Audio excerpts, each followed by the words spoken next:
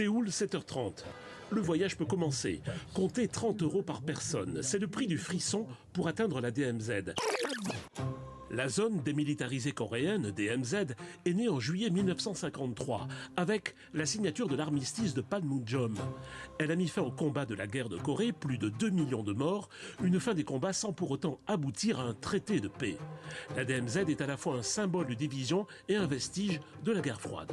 Ce territoire de 1000 m² est aujourd'hui fertile pour le commerce. Dans l'autocar, il est possible d'acheter de la monnaie nord-coréenne, une monnaie qui n'a aucune convertibilité internationale. 5000 wons sont ici vendus 14 $. Joli bénéfice quand on sait qu'au marché noir nord-coréen, 5000 wons sont vendus environ 60 cents américains. Mais nous ne sommes qu'au début de nos surprises. Une heure plus tard, nous voici dans la fameuse DMZ. Chaque année, plus de 700 000 touristes visitent cette zone ultra sensible. En tête des visiteurs, les Chinois, les Japonais et les Américains. J'aime beaucoup le fait que de plus en plus de gens s'intéressent à notre situation en Corée du Sud. Mais vous savez, les Coréens eux-mêmes ne sont pas vraiment intéressés par la question.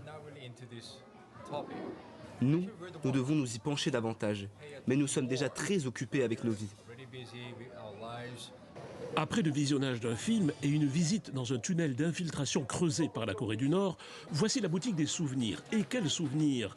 On y trouve du chocolat DMZ, des grenades porte-clés, du fil de fer barbelé, des couverts DMZ, des pommes DMZ. On y trouve même des touristes belges en train de faire quelques emplettes. C'est génial. Il faut le faire, je crois, pour comprendre ce que c'est. J'ai acheté beaucoup de produits pour la peau. Je pense que ça permet aussi de propager cette histoire, parce que s'il n'y avait pas ce tour, en fait, on ne se serait pas forcément renseigné sur la guerre de Corée. La visite s'achève à l'observatoire de Dora.